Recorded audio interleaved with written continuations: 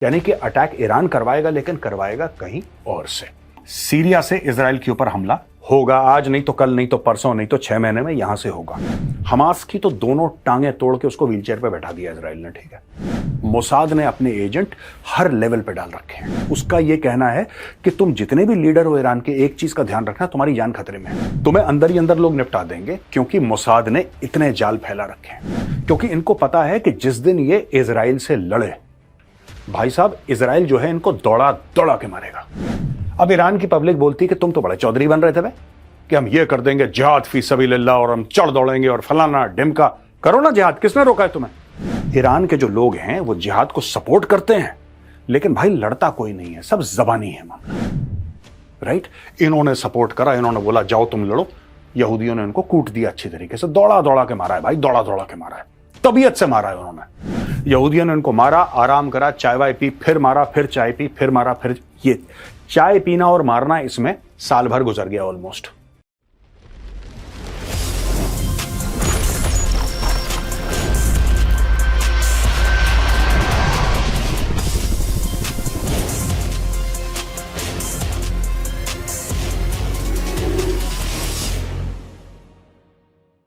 जय हिंद दोस्तों, मैं हूं मेजर गौरव आर्य और आप देख रहे हैं द चाणक्य डायलॉग्स। इस वीडियो को लाइक करिए, हमारे चैनल को सब्सक्राइब करिए, बेल आइकन दबाना बिल्कुल भी मत भूलिएगा।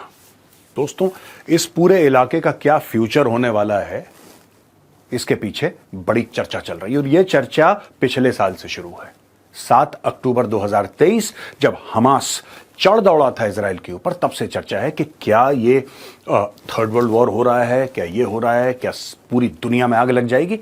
I don't think so. लेकिन एक बात तो तय है कि जो मिडिल ईस्ट है, जिसको भारत वाले वेस्ट एशिया कहते हैं, मुझे लगता है अब कुछ सालों तक वो अनसेटल रहेगा, चाहे लड़ाई हो न हो। तो ये तो हो गई फ्यूचर की बात, लेकिन किसी कंट्री का फ्यूचर क्या होगा, ये कुछ लोगों के हाथों में ही होता है। ये वही लोग होते हैं जो टाइम पर चीजें प्रिडिक्ट कर लेते हैं, और यही सेम करियर में भी लागू होता है। हर इंडस्ट्री में ही कुछ लोग होते हैं जो उसे लीड करते हैं, इन्हें मार्केट की फुल प्रूफ नॉलेज होती है। अब ऐसा नहीं है कि ये लोग ऐसे ही ट्रेन हो जाते हैं, इनके पास प्रेजेंट के साथ फ्यूचर की भी अंडरस्टैंडिंग होती है। मैं यहां आर्टिफिशियल इंटेलिजेंस की बात कर रहा हूं। एआई आपकी जॉब को नहीं ले जाएगा, लेकिन एआई ट्रेंड लोग जरूर ले जाएंगे। अब ये आपके ऊपर है कि आप क्या करना चाहते हैं। मैं या आप, हम सब एक सेफ करियर में रहना चाहते हैं जिससे लाइफ स्टेबल रहे। इसलिए मैं आपको रिकमेंड करूंगा 3 आवर्स की मेगा एआई मास्टर क्लास, जिसका लिंक आपको डिस्क्रिप्शन में मिल जाएगा। यूजुअली पेड होती है, बट मेरे पहले 1500 व्यूअर्स के लिए ये कंप्लीटली फ्री है मास्टर क्लास। इसमें नए ट्रेंड्स के हिसाब से अपग्रेड किया हुआ है। So this master class is completely new, and इसे ज्वाइन करने से आपको 5000 रुपए का वर्थ बोनस भी मिलेगा। इस मास्टर क्लास से आप जॉब हंटिंग, ईमेल राइटिंग से लेकर salary hike, data analytics, personal branding and even business strategies तक सीख सकते हैं। मास्टर क्लास सारे प्रोफेशनल्स के लिए, चाहे आप सेल्स, मार्केटिंग, एचआर, ऑपरेशंस या फिर एंटरप्रेन्योर क्यों ना हो। ये न्यू वर्जन का मास्टर क्लास मैं खुद अटेंड करने जा रहा हूं, और मैं आप सबको भी इनवाइट करूंगा कि मेरे साथ ज्वाइन करें और अपने करियर को सेफ एंड सिक्योर बनाएं। लिंक आपको डिस्क्रिप्शन एंड पिन कमेंट्स में मिल जाएगा। तो दोस्तों, अब हम इस मैप पर आते हैं, और ये मैप बहुत जरूरी है। अब मैं आपको बताऊंगा इस मैप में कि क्या क्या हो रहा है। देखिए, ये इजराइल है, यहां पे, ये आपको पता है, और यहां ईरान से कल 200 मिसाइल तकरीबन फायर करी गई। ये बैलिस्टिक मिसाइल्स थी, राइट। अब लोगों का ये पूछना है कि मेजर साहब, आप सबसे पहले ये बताइए कि ईरान इतनी दूर से मिसाइल फायर कर रहा है, क्या ईरान के पास ऐसी मिसाइल्स हैं जो 1000 किलोमीटर से ज्यादा चलती हैं और पहुंच जाती हैं? तो इसका आंसर है यस, बिल्कुल। क्या इजराइल के पास वो ताकत है कि वो मिसाइल्स रोक दे? Yes. 95 to 98% of the missiles Israel will stop. It has the capability. ये कैपेबिलिटी 3 लेवल पे है। सबसे दूर रोकने वाला इनका सिस्टम है, उसका नाम है एरो। एरो 3 जो है लेटेस्ट आइटरेशन है इनके एयर डिफेंस कवर का, वो मैक्सिमम डिस्टेंस पे मिसाइल रोक देता है एरो।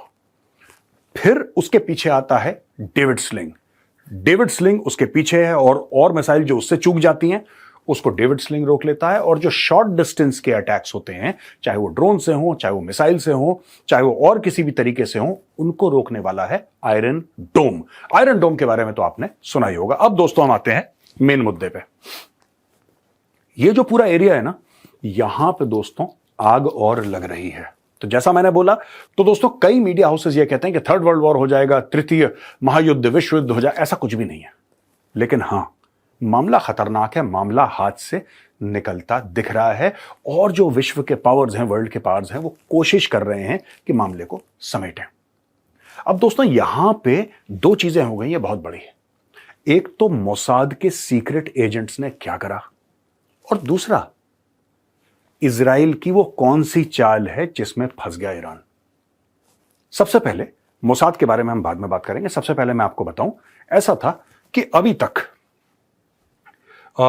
तेहरान की अगर हम बात करें, तेहरान ने सीरिया में, इराक में, लेबनान में ऑफ कोर्स, फिर हम अगर हम बात कर लेते हैं वेस्ट बैंक की, फिर हम बात कर लेते हैं गाजा पट्टी की, या फिर हम बात कर लेते हैं इवन सऊदी अरेबिया के एरियाज की, राइट। और अगर हम इसके नीचे चले जाएं, बिल्कुल नीचे यमन है, अगर हम यमन में चले जाएंगे, मैं एक मिनट आपको यमन भी दिखा देता हूं दोस्तों। ये थोड़ा सा, ये दिस इज यमन, ठीक है, ये यमन है। अब मैं आपको दोबारा एक बार इससे अवगत करवाता हूं। अब दोस्तों कई लोग ये कहते हैं कि कैसे मारी मिसाइल, क्या करी, ठीक है। अब इनका जो फासला है वो काफी है, it is more than 1000 kilometres. तो हां, इनके पास मिसाइल्स हैं, लेकिन अगर आपको मिसाइल की एक्यूरेसी और करनी है और आप ऐसा चाहते हैं कि बिल्कुल भी इजराइल को अर्ली वार्निंग ना मिले, तो इन लोगों ने क्या कर रखा है कि ये जो पहले सोच थी ना कि ये ईरान है और देखिए साहब ये इजराइल है, तो माना कि ये इनका टारगेट है ना। तो कि यहां से ईरान मारेगा मिसाइल और ये ऐसे आएंगे, यहां से ईरान मिसाइल मारेगा ऐसे, यहां से ईरान मिसाइल मारेगा ऐसे। अच्छा, पहले ऐसे कोशिश भी करी जब इस्माइल हानिया को मारा था, तब यही काम ईरान ने करा था, चढ़ के मारे, ड्रोन्स भेजे, मिसाइल भेजे, कुत्ता नहीं मरा वहां पे, ठीक है, इजराइल के अंदर। लेकिन क्या हुआ, एक आध लोगों को चोट लग गई, कुछ बिल्डिंगें उनके कांच वांच फूट गए, इससे ज्यादा क्यों? क्योंकि यहां पे इजराइल के एयर डिफेंस सिस्टम्स हैं जो सारा ब्लॉक कर देते हैं। और यहां पे सऊदी अरेबिया ने भी कुछ इनकी मिसाइल्स गिरा दी, सऊदी अरेबिया ने, यानी कि ईरान, दोनों मुस्लिम देश हैं, सऊदी अरब ने ईरान की मिसाइल गिरा दी, और यहां पे जॉर्डन ने भी ईरान की मिसाइल्स गिरा दी। तो जो छन छुना के बच बुचा के जो पहुंचा, उसको इजराइल ने ठोक दिया। अब दोस्तों दूसरे लेवल पे हमें देखना है कि करेंगे क्या। So let us now discuss कि व्हाट विल दे डू। इनकी स्ट्रैटेजी सिंपल है, इनके ग्रुप्स हैं कई सारे, टेरर ग्रुप्स हैं जिनको ये तेहरान फंड करता है, ये टेरर ग्रुप्स फंड करता है। ये टेरर ग्रुप्स सीरिया में हैं, ये लेबनान में हैं, जाहिर सी बात है गाजा पट्टी में, जाहिर सी बात है वेस्ट बैंक में है, मैं इनकी बात ही नहीं कर रहा यहां पे, ये इराक में है, ये सऊदी अरब के अंदर भी हैं, जिससे सऊदी अरब बड़ा परेशान है। इसलिए सऊदी अरब और ईरान की जो खटपट है वो ठीक है, पूरे मुस्लिम कंट्रीज की लीडरशिप की जो लड़ाई है वो एक चीज है, लेकिन ये जो मुसलमान देश हैं, कुछ मुसलमान देश बहुत ज्यादा चिढ़ते हैं ईरान से, और ये लोग जो हैं ये सेलिब्रेट करते हैं जब ईरान ठोकता है, तो यहां मिठाइयां बंटती हैं, राइट। ये तो बैकग्राउंड है दोस्तों। अब अगर इसने फायर करनी है मिसाइल तेहरान ने इजराइल के ऊपर, तो चलो यहां से इसने मिसाइल अपनी दागी, वो एक तरीका है। लेकिन इनके पास प्रॉक्सीज हैं, और ये अपने प्रॉक्सीज को, छोटी मोटी मिसाइल्स तो हैं, अब ये इनको लॉन्ग रेंज बैलिस्टिक मिसाइल्स भी देने वाले हैं। ऐसा डिस्कशन चल रहा है स्ट्रेटेजिक सर्कल्स में, ऐसी बातें हो रही हैं कि ये पॉसिबल है, यानी कि अटैक ईरान करवाएगा, लेकिन करवाएगा कहीं और से। अब ये समझते हैं कि कहां से होगा अटैक। दोस्तों सीरिया से इजराइल के ऊपर हमला होगा, आज नहीं तो कल, नहीं तो परसों, नहीं तो 6 महीने में यहां से होगा। यह हमला इराक से भी हो सकता है, यह हमला लेबनान से भी हो सकता है। हमास की तो दोनों टांगें तोड़ के उसको व्हीलचेयर पे बैठा दिया इजराइल ने, ठीक है। हमास छोट-मोट करेगा, ज्यादा कुछ नहीं करेगा, हमास की टांगें तोड़ दी, अब वो टांगें तोड़ रहा है लेबनान की। अब इसके पीछे क्या होता है, मैं आपको एक और सिनेरियो समझा देता हूं, जो कि खुफिया एजेंसीज का है, जो मोसाद का मामला है। जो महमूद अहमदजनाद, जो उनका फॉर्मर प्रेसिडेंट था, उसने ये बड़े वाजे तौर पे बात बोली थी कि हमारा जो गवर्नमेंट का स्ट्रक्चर है, यानी कि ईरान का जो सरकारी स्ट्रक्चर है, जो खुफिया तंत्र है, वो पूरी तरीके से कॉम्प्रोमाइज हो गया है, पूरी तरीके से। यहां पे दोस्तों मैं 2-4 आपको एग्जाम्पल देता हूं। आपको ऐसा नहीं लगता कि जब भी ईरान कुछ करने की कोशिश करता है, इजराइल 4 थप्पड़ मारता उसको डाउन कर देता है? ऐसा क्यों है? Why is it like this? ये दोस्तों इसलिए है क्योंकि जो उनके डिसीजन मेकिंग का तंत्र है वो पूरी तरीके से कॉम्प्रोमाइज हो चुका है। मोसाद ने अपने एजेंट हर लेवल पे डाल रखे हैं, हर लेवल पे दोस्तों। वहां पे ईरानियन फौज में ऐसे सिपाही हैं, सिपाही lowest level of the army, junior most level of the army, उनके क्लर्क्स, उनके अफसर, उनके जनरल्स। अब सवाक करके एक एजेंसी है ईरान में, सवाक उनकी इंटेलिजेंस एजेंसी है। और आपको पता है अहमदीनेजाद जो उनका फॉर्मर प्रेसिडेंट है ईरान का, उसने क्या कमेंट दिया है हाल ही में? उसने CNN तुर्क पे, जो CNN टर्की, उस पे जाके उसने ये कमेंट करा है कि भाई सवाक का जो हेड है वही मोसाद का एजेंट था यार। समझ रहे हैं आप मेरी बात? यानी कि जो सवाक का हेड था वही मोसाद एजेंट था। आप और किसकी बात करोगे? जो तुम्हारा खुफिया तंत्र चलाता है, जो पूरे ईरान का खुफिया तंत्र चलाता है, जब वही जासूस है दुश्मन का, तो आप क्या कर? वहां पे उसका यह कहना है कि तुम जितने भी लीडर हो ईरान के, एक चीज का ध्यान रखना, तुम्हारी जान खतरे में है। तुम्हें मारने के लिए, तुम्हें बर्बाद करने के लिए, तुम्हारी गर्दनें उतारने के लिए यहूदी को पेजर भेजने की जरूरत नहीं है, यहूदी को वॉकी टॉकी या सोलर पैनल भेजने की जरूरत नहीं है। सिर्फ एक व्हाट्सएप मैसेज आएगा इजराइल से, और जो तुम्हारे सगे हैं, जो तुम्हारे कॉलीग्स हैं ऑफिस में, राइट, कोई जनरल है, उसका स्टाफ ऑफिसर, समझ रहे हैं आप? मैं ये बड़ी गंभीर बात है, बड़ी सीरियस बात है। कोई ईरानियन जनरल है, उसका स्टाफ ऑफिसर, कोई मंत्री है, उसका सेक्रेटरी। तुम्हें अंदर ही अंदर लोग निपटा देंगे, क्योंकि मोसाद ने इतने जाल फैला रखे हैं। और इसके भी दो कारण हैं, एक पैसा, और दूसरी चीज कि ये जो खमेनी है, आयतुल्लाह खमेनी, इससे लोग बड़े नाखुश हैं। और ये प्रूफ आपने तब देखा जब इजराइल की एम्बेसी के आगे लंदन में ईरान वाले नाच गाना कर रहे थे, मिठाइयां बांट रहे थे, और एक दो ने तो इजराइल का फ्लैग भी ले रखा था। कहा बहुत अच्छा करा तुमने, और मारो इनको, क्योंकि उनको यह एहसास है कि हमारे मुल्क का कर दिया बेड़ा कर। अब मैं आपको एक दूसरे लेवल पे ले जा रहा हूं दोस्तों। अमेरिका कह रहा है cease fire, cease fire, cease fire, लड़ाई बंद करो, लड़ाई। ये सारा मुझे लग रहा है कि कुछ लेवल पे अमेरिका सीरियस भी है, कुछ लेवल पे ये एक बहुत बड़ा ढकोसला है, एक बहुत बड़ा फ्रॉड है ये दुनिया के लिए। This is a covert operation.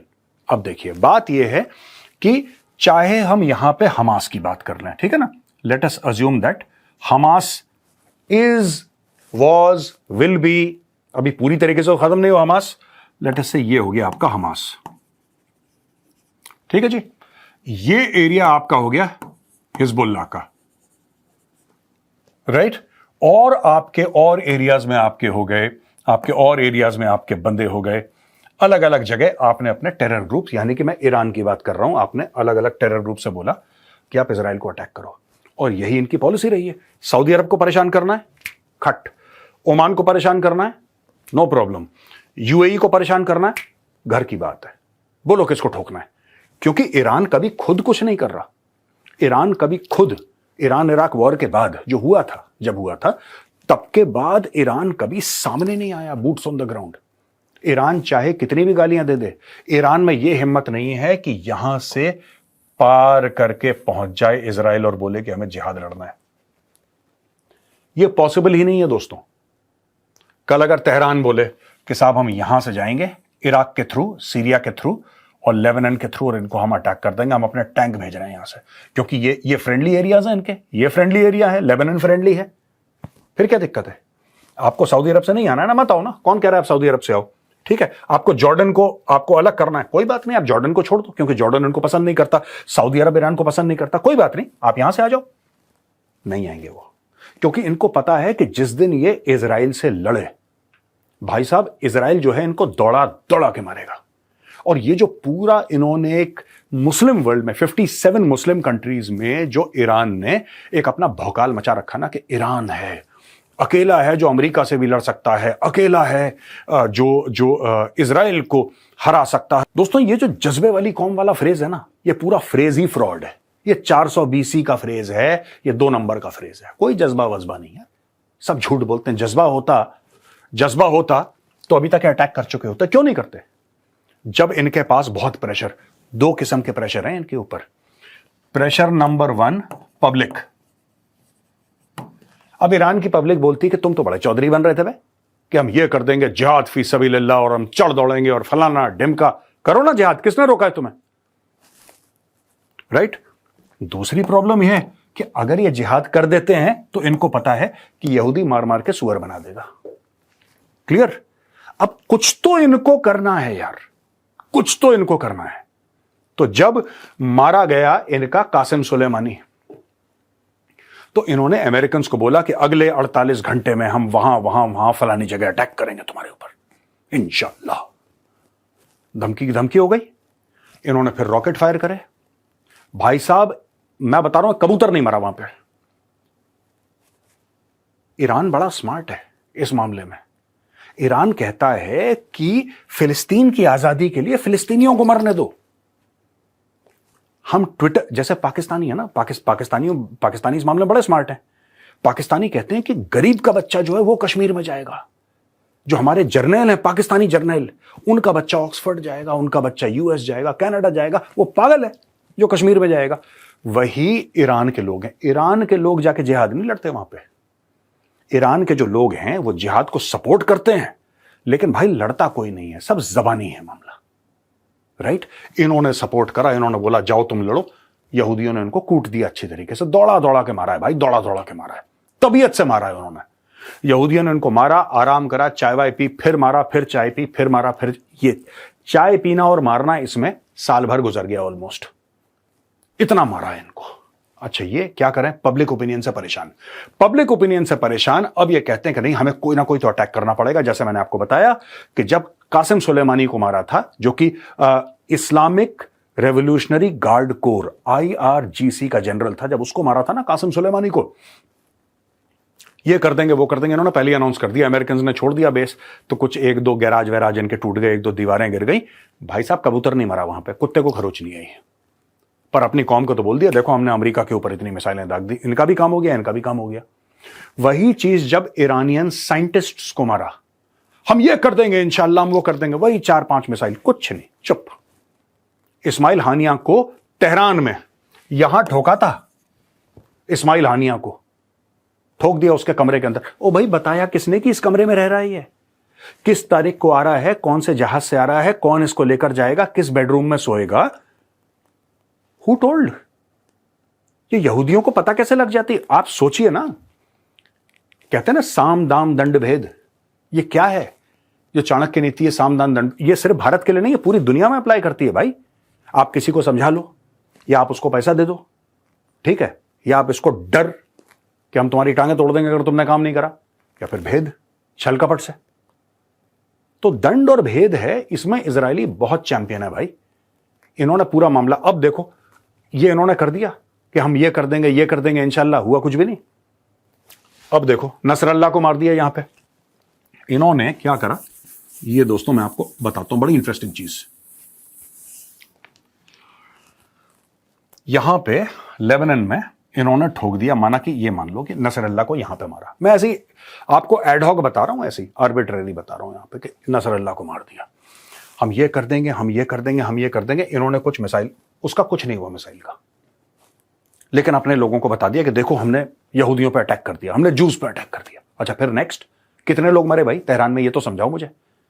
आपने 3-4 शहरों पे बम गिरा दिया। अच्छा फिर क्या हुआ? हुआ क्या ये बताओ?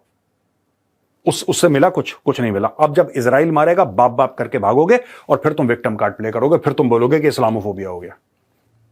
That is the core of the victim card philosophy ना। फिर they will cry Islamophobia Iranians. अच्छा अब दोस्तों आपको एक और चीज मैंने बड़ी इंटरेस्टिंग बतानी है। ये तो मैंने खुफिया तंत्र कैसे चला और किस तरीके से मिसाइल अटैक करी, और अब ये सीरिया से कोशिश करेंगे, लेबनान से कोशिश करेंगे, इराक से कोशिश करेंगे, ये हर जगह से कोशिश करेंगे, ये मैंने बता दिया। एक बड़ी इंटरेस्टिंग चीज है, मैं आपको बताता हूं। अब दोस्तों मैं आपको बताता हूं कि अमेरिकन की डिप्लॉयमेंट कहां पे है। इस एरिया में USS एब्राहम लिंकन,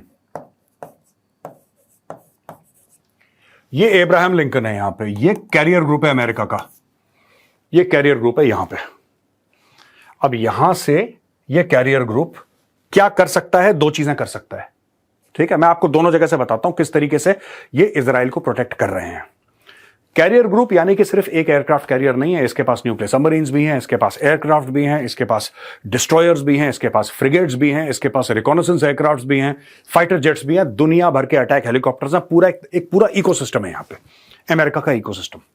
ठीक है, एक चीज ये कर सकते हैं कि यहां चले जाइए इस एरिया में, ठीक है, इस एरिया में जाके यहां से जाके करें। दूसरी चीज, एक और चीज कर सकते हैं कि यूएसएस एब्राहम लिंकन यहां से आएगा और इधर चला जाता है। सऊदी अरेबिया इनके पार्टनर्स हैं, Egypt is a friendly country, कोई इशू नहीं है। यहां पे आपने पूरा कैरियर ग्रुप आपने अपना डिप्लॉय कर दिया, तो ये होगा आपका ऑप्शन 1, ये हो गया आपका ऑप्शन 2। मैं यूएसएस एब्राहम लिंकन वाला कैरियर ग्रुप की बात कर रहा हूं। अब एक दूसरा ग्रुप है यहां पे, this is the Mediterranean Sea, this is called USS Harry Truman. वो भी प्रेसिडेंट था, एब्राहम लिंकन भी प्रेसिडेंट था, हैरी ट्रूमन भी प्रेसिडेंट है।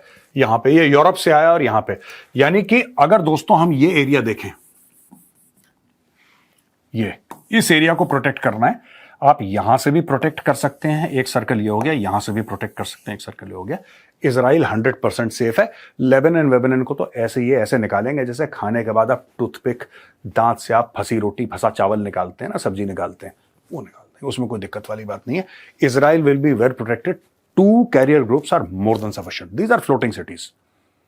8-10 हजार बंदे इसमें, 8-10 हजार बंदे इसमें, ठीक है। 100,000 टन डिस्प्लेसमेंट का है, जिसमें 6,000 बंदे तो एक शिप के अंदर रहते हैं। So there is enough and more man power here. Plus USA ने एडिशनल फोर्सेस लगा दी हैं वहां पे। दोस्तों, इस पूरे इलाके में अमेरिकन्स ने कुछ डिप्लॉयमेंट्स करी हैं। वो डिप्लॉयमेंट आपकी हो गई F-15 की, F-16 की, F-22 की, ठीक है। 3 किस्म की स्क्वाड्रन्स उन्होंने यहां पे लगा दी हैं। और इसके अलावा यहां पे मरीन एक्सपीडिशनरी फोर्स पहुंच गई है। यहां पे यूएस की फौजें पहुंच चुकी हैं, करीब 10-20 हजार बंदे और एडिशनल जो पहले थे यहां पे, उनके अलावा इतने लोग यहां पे जा चुके हैं। यानी कि US is ready to make an intervention. अब ये जो पूरा मैटर है ना, ये इंटरवेंशन होगा कहां पे, इसमें होगा क्या दोस्तों, ये बड़ी इंटरेस्टिंग बिट है, मैं आपको समझाना चाहता हूं। अब ये आपने एयरक्राफ्ट कैरियर की आपने देख लिया, ऑप्शन 1, ऑप्शन 2 आपने देख लिया कि किस तरीके से ये लोग एयर डिफेंस प्रोवाइड करेंगे, और कल अगर इनको अटैक करना पड़ा तो कहां से अटैक करेंगे। अब हम आ जाते हैं ईरान पे। अगर ईरान में लड़ाई होती है और तेहरान खतरे में आता है, अगर, जो कि मुझे लग रहा है कि गेम जो है ना, गेम यार हिजबुल्लाह और हमास का है नहीं अब, क्योंकि both US and Israel have understood कि सांप का सर ये है तेहरान। आप इनकी फौज को और इनकी गवर्नमेंट को कुचल दो, क्योंकि बेंजामिन नेतन्याहू ने यह बोला है ईरान के लोगों को कि तुम्हें अब आजादी मिलने वाली है, you are going to be free. ये आजादी कैसे मिलेगी, मार मार के सुअर बनाएंगे। बाकी आम लोग तो वैसे ही इनको पसंद नहीं करते। वहां पे औरतें कहती हैं हमें हिजाब नहीं पहनना, ये कहते हैं तुम्हारी हत्या कर देंगे तुमने हिजाब नहीं पहना तो। वहां पे तो औरतें सड़क पे आ जाती हैं। औरतों ने हिजाब जमीन पे डाला, तेल डाला, माचिस डाली, सबके सामने हिजाब जला दी, कर पहनना ही नहीं, हम नहीं पहनते, जाओ भागो यहां से। ये सिस्टम है वहां पे। तो वहां पे पूरी सोसाइटी ऑन द बॉयल है। मुझे लगता है इजराइल इसका फायदा उठाएगा, राइट। अब अगर यहां पे लड़ाई होती है, अगर ईरान में लड़ाई होती है, ईरान की पीठ में खंजर डालने वाला है पाकिस्तान। पाकिस्तान धोखा देगा ईरान को। एक तो कौमी आदत है पाकिस्तानियों की, राइट, पूरा मुल्क ही धोखे पे बना था, ठीक है। उसके अलावा भी इन्होंने तालिबान को धोखा दिया, इन्होंने अमेरिकन को धोखा दिया, इन्होंने चाइनीज को धोखा दिया, इन्होंने सबको धोखा दिया। तो वो एक कौमी फितरत है भैया, उससे जो ब्लड में होता है आप उससे बाहर नहीं आ सकते। आप इंप्रूव कर सकते हैं, लेकिन जो ब्लड में चीज हो जाती है ना, जो खून में सनी रहती है, आप उससे बाहर नहीं निकल सकते। तो पाकिस्तान धोखा देगा। अब मैं आपको प्रैक्टिकल बातें बताता हूं। ये तो बात हो गई फितरत की। पाकिस्तान ने $450 मिलियन लिए अमेरिका से F-16 फाइटर जेट्स के। आपको लगता है अमेरिका बेवकूफ है जो मोटे मोटे पैसे पाकिस्तान को दे रहा है? आपको लगता है अमेरिका बेवकूफ है जो अमेरिका इनकी मिलिट्री के साथ बातचीत कर रहा है, कह रहा है आओ बैठो, पेंटागन आओ। किस दिन के लिए? उसको पाकिस्तान से क्या फायदा है? बिना फायदे के तो अमेरिकन नहीं कर रहे ना। हमें हथियार दे रहे हैं, हमें क्यों हथियार दे रहे हैं? हमें हथियार इसलिए दे रहे हैं तो हम कैश देते हैं उनको, डॉलर देते हैं। दूसरी चीज इसलिए दे रहे हैं क्योंकि उनको लगता है कि हथियार लेके भारत जो है वो चाइना से लड़ेगा, इसलिए भारत के पास लेटेस्ट वेपन्स होने चाहिए। उसमें भी गेम करते हैं वो लोग, लेकिन दैट इज देयर इंटेंशन कि India is the only power in Asia that can counter China. अब हमें 2-3 बातें और समझनी पड़ेंगी दोस्तों यहां पर। पहली चीज, जो F-16 के लिए 450 मिलियन की एड मिली थी पाकिस्तान को, इट वॉज लिटरली एड। वो क्यों मिली? कि तुम्हारे जो F-16 के जहाज हैं बेटा, इनको बिल्कुल पुर्जे रमा करके रखना, सर्विसिंग वर्विसिंग करके उसमें नए हथियार शथियार डाल के बिल्कुल तैयार, राइट, बिल्कुल तैयार। ये होगा पहली चीज। पाकिस्तान जो है ईरान को धोखा देगा। 80 भी मुसलमान थे, तुसी भी मुसलमान थे, we are all good friends, और हम लोग सब भाई भाई हैं, ये सब करके पाकिस्तान पीठ पे छुरा मारेगा अगर यहां पे लड़ाई हो गई तो। ये पहली चीज। दूसरी चीज, ये वाला जो एरिया है ना दोस्त, ये वाला एरिया लिटरली, ठीक है, मतलब मैं इस पूरे एरिया की बात कर रहा हूं, इस एरिया की बात कर रहा हूं, और इवन यहां पे आगे तक, राइट, ऑल दिस एरिया रफली, ये रफ है, this is not a accurate depiction by me, ये मैं ऐसी मोटा मोटी आपको बता रहा हूं। ये बलूचिस्तान का एरिया, बलूचिस्तान आपका अफगानिस्तान में भी आता है, बलूचिस्तान आपका पाकिस्तान में भी आता है, बलूचिस्तान आपका ईरान में भी आता है, ठीक है। आप पहले एक बात ये समझ लीजिए, जिसको नहीं पता था, जो ये समझता था कि बलूचिस्तान सिर्फ पाकिस्तान में, no, it is in 3 countries, Afghanistan, Iran, Pakistan. अब यहां से जब पाकिस्तान आएगा और पाकिस्तान इनकी पीठ पे खंजर डालेगा, तो पाकिस्तान यहां पे अमेरिकन को ड्रोन बेसिस भी देगा, राइट, ड्रोन बेसिस भी देगा, क्योंकि अमेरिकन पाकिस्तानियों पे अब भरोसा नहीं करते। They don't trust the Pakistani. से कुछ नहीं पता, अमेरिकन से पैसा लेके और फिर चाइनीज इनको ज्यादा पैसा दे दें अमेरिकन से, और फिर अमेरिकन को ही धोखा दे दें कि नहीं, हमारा प्लेन जो था, आपने बोला था कि यहां पे बम मार दो तेहरान में, लेकिन भाई साहब स्टार्ट नहीं हो रहा, पता नहीं ठंड हो रही है, अभी स्टार्ट नहीं हो रहा, इंजन जाम हो गया। ये कुछ भी कह सकते हैं पाकिस्तानी, झूठे हैं, ये पहले भी झूठ बोल चुके हैं दोस्तों। अपनी कौम से जो झूठ बोलता है तो अमेरिकन तो क्या क्या बेचते हैं इनके सामने। तो इसलिए America will have drone bases in Pakistan. इनका लॉन्ग गेम यही है, they will have drone bases in Pakistan. यहां पे फिर से आग लगने वाली है अगर ये चीज हद से ज्यादा बढ़ गई दोस्तों। तो ये मैं आपको समझा रहा हूं, ये जो आपके मीडिया वाले आपको ये बता रहे हैं ना कि 3rd वर्ल्ड वॉर हो जाएगा, ऐसा कुछ भी नहीं है, ये सब ऐसे ही चूरन बेच रहे हैं। लेकिन हां, मामला काफी सीरियस है। क्या 3rd वर्ल्ड वॉर हो सकता है? मुझे लगता है ऐसा कुछ भी नहीं है। लेकिन हां, मुझे इस बात का यकीन है कि अगर इजराइल हमला करता है और चीजें हाथ से निकलती हैं, क्योंकि जैसे ही इजराइल हमला करेगा सबसे बड़ा प्रेशर आएगा तेहरान के ऊपर। यहां पे जो मौलवी मौलाना हैं जिन्होंने 1979 के बाद मलाई खाई है, they will come under pressure. Pressure 2 किस्म के होंगे। नंबर 1, सोसाइटी का प्रेशर, ईरान की सोसाइटी का प्रेशर, यानी कि लड़ाई होगी, लोग सड़क पे आ जाएंगे लाखों की तादाद में, जैसे लोग हिजाब वाले मामले में सरकार के खिलाफ आए थे ना सड़क पे ईरान में, वैसे ही लाखों की तादाद में, मिलियंस की तादाद पे लोग सड़क पे आएंगे, और इससे तेहरान डरता है। दूसरी चीज, मोसाद, जिसके बारे में अहमदीनेजाद कह चुका है कि भैया तुम्हारे पूरे स्ट्रक्चर में घुसे पड़े हैं मोसाद वाले, कभी भी किसी को ऑफ कर सकते हैं। और तीसरी चीज दोस्तों, वॉर। अगर हो जाती है लड़ाई, मैं ये नहीं कह रहा ये सब होने वाला, मैं कह रहा हूं अगर हो जाती है लड़ाई तो फिर ये होगा। अब देखते हैं कि इजराइल कैसे रिस्पॉन्ड करता है। और दोस्तों आखिरी में बताता हूं कि ये पाकिस्तान है, ये धोखेबाज था, धोखेबाज है, धोखेबाज रहेगा। अगर लड़ाई होती है, अगर अमेरिकन इनको बोलेंगे हमला करो, तो मैंने सोचा मैं आपको बता दूं दोस्तों क्या हो रहा है, और जैसे जैसे डेवलपमेंट्स होंगी मैं आपको ना एक्सप्लेन करूंगा, क्योंकि मीडिया आपको ये बता रहा है कि साहब ये हो गया, वो हो गया। अरे क्यों हुआ, किसने करा, उसका मतलब क्या था? हर एक चीज का मतलब होता है ना। आप अरबों डॉलर खर्च कर रहे हैं, इसका मतलब ये तो नहीं कि आपने गुस्से में किसी ने आपको धमकी दे दी, आपने मिसाइल मार दी, ऐसा नहीं होता। Everything has got a meaning. इसका एनालिसिस क्या है, मैं एनालिसिस आपके सामने पेश करता रहूंगा। वीडियो देखने के लिए दोस्तों बहुत बहुत धन्यवाद। तो दोस्तों आपसे गुड बाय कहने से पहले मैं फिर आपसे यही कहूंगा कि नीचे जाइए, लिंक आपको डिस्क्रिप्शन एंड पिन कमेंट्स में मिल जाएगा, क्लिक करिए और AI मास्टर क्लास को ज्वाइन करिए। अगर पसंद आए तो इस वीडियो को लाइक करिए, हमारे चैनल को सब्सक्राइब करिए, बेल आइकन दबाना बिल्कुल मत भूलिएगा। जय हिंद, वंदे मातरम, भारत माता की जय।